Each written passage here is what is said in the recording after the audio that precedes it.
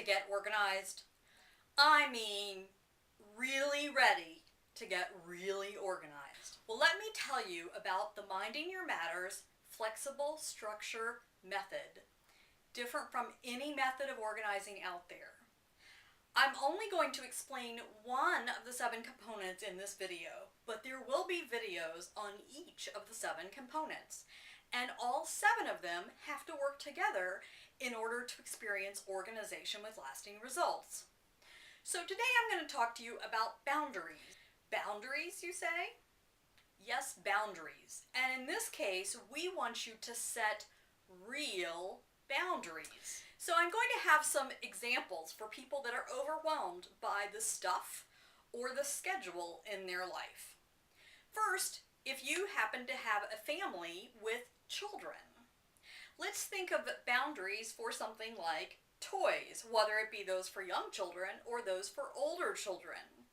So in a playroom, you might designate part of the bonus room or playroom for toys, and the other part might be for a home office. And all the toys need to fit on those shelves or in those bins or in those cabinets in that part of the playroom.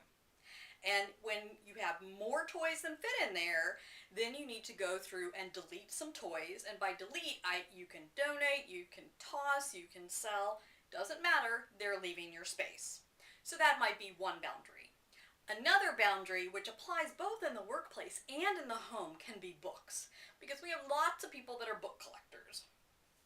So if in this space where you have lots of books, you have a bookshelf, and we'll say it's a 4-shelf bookshelf. If you have books then all over the floor or all over any horizontal surface, your boundary might be all the books that I'm going to keep have to stay in this shelf. So again, you'll have to delete until you get the number that will fit in that shelf.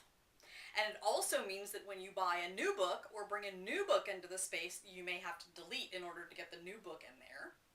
Now, if you have enough space, your boundary might be, hey, I have 1 bookshelf, I'll get a 2nd bookshelf, then the 2 bookshelves will be my boundaries for the books.